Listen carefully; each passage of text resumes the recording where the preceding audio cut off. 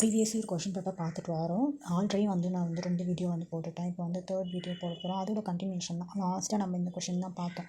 எஸ்சிஆர்டினா state council of education research and training அப்படின்னு வரும். NCERT national council of educational research training. என்சிஎஃப்டிசிஇனா national curriculum framework for teaching and education. National educational technology forum. Only 3 மட்டும்தான் ராங்காக இருக்குது. So தமிழ்லையும் நம்ம பார்த்துக்கலாம். மாநில கல்வியியல் ஆராய்ச்சி மற்றும் பயிற்சி நிறுவனம், தேசிய கல்வி ஆராய்ச்சி மற்றும் பயிற்சி நிறுவனம், தேசிய கல்வி தொழில்நுட்ப மன்றம். ஃபோரம் அப்படின்னு சொன்னா தொழில்நுட்ப மன்றம். இதுதான் லாஸ்ட் நம்ம பார்த்த question.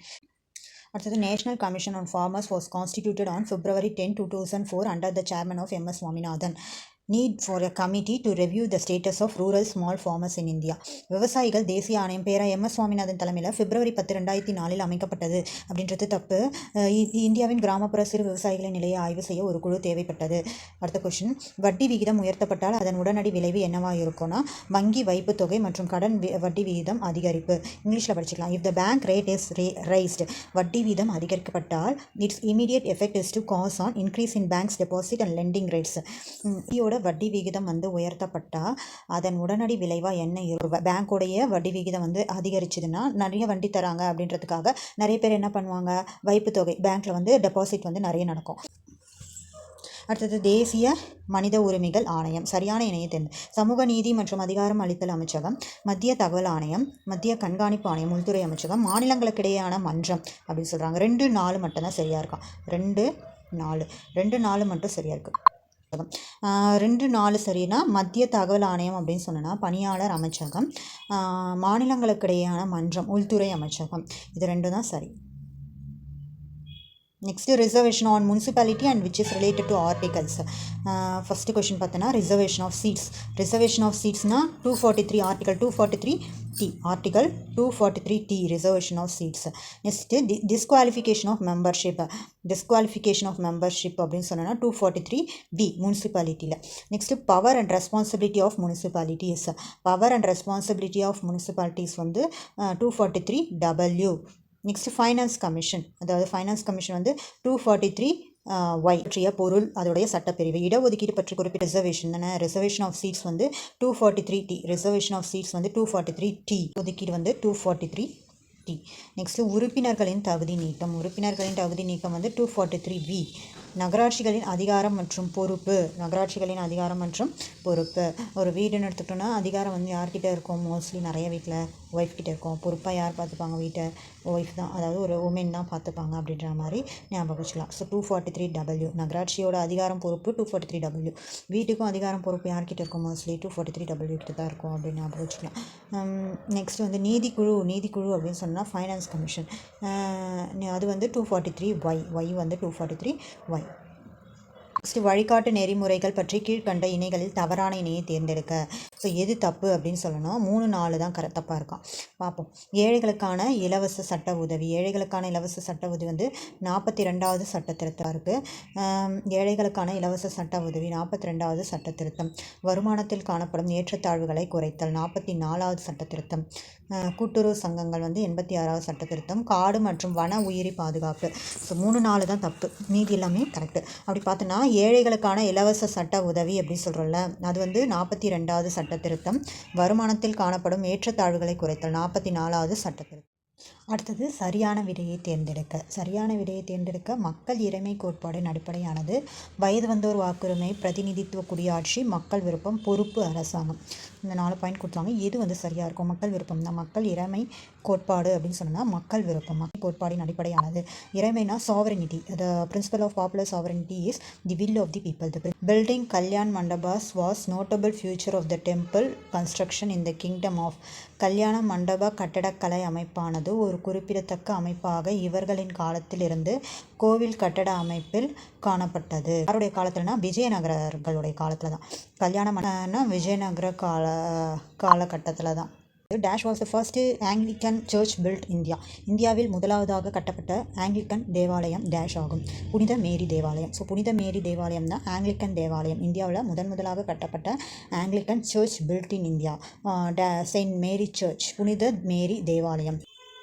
Who among the following served as first Mahamandala Eshwarar of Tamil province under Vijayanagara rule. பின்வருபவர்களில் விஜயநகர ஆட்சியில் தமிழ் மாகாணத்தில் முதல் மகாமண்டலேஸ்வரராக பணிபுரிந்தவர் யார்? கம்பனர். மகாமண்டலேஸ்வரராக பணிபுரிந்தவர் வந்து கம்பனர். வந்து அலகாபாத் பில்லர். அலகாபாத் பில்லர் வந்து ஸ்கந்தகுப்தர், சமுத்திரகுப்தர். அலகாபாத் பில்லர் வந்து சமுத்திரகுப்தர். அயன் பில்லர் வந்து சந்திரகுப்தர் டூ, இரண்டாம் சந்திரகுப்தர். ஏர்ன்ஸ்டோன் வந்து விக்ரமாதித்யா. பிகிட்டாரி பில்லர் ஸ்கந்தகுப்தர். அலகாபாத் தூண் வந்து சமுத்திரகுப்தர். அலகாபாத் தூணுன்றது வந்து சமுத்திரகுப்தர். அதுக்கப்புறம் வந்து இரும்பு தூண் அப்படின்னு சொன்னோன்னா இரண்டாம் சந்திரகுப்தர். இரும்பு தூண் வந்து இரண்டாம் சந்திரகுப்தர். அதுக்கப்புறம் ஹேர் ஸ்டோன் வந்து யாருன்னா விக்ரமாதித்யா. Hair stone. பிதாரி தூணுன்றது வந்து ஸ்கந்தகுப்தர். Produced through the burning of plastic. So பிளாஸ்டிக்கை எரிக்கிறதுக்கு மூலயமா நமக்கு கிடைக்கக்கூடிய நச்சுத்தன்மை கொண்ட வாயு எதுனா டயாக்சின்றது தான் வந்து பிளாஸ்டிக்கை எரிப்பதன் மூலம் உண்டாகும் நச்சுத்தன்மை கொண்ட வாயு. In the lifestyle of Andamanians resembles dash which of the tribe? அந்தமானியரின் பொருளாதாரம் மற்றும் டேஷ் வாழ்வு முறை எந்த பழங்குடியினரை சேர்ந்தது? செம்ஸ் மற்றும் சகாய்ஸ். இங்கிலீஷ்லேயும் பார்த்துக்கலாம். Choose the right matches by using the code. Hematite அப்படின்னு சொன்னால் ஹைட்ரேட்டட் அயன் ஆக்சைடு அது வந்து தப்பு. மேக்னடைட் வந்து பிளாக் ஓர் கருப்பு தாது. மேக்னடைட்ன்றது வந்து கருப்பு தாது. Next limonite oxides of iron, அது தப்பு. Siderite iron carbonate.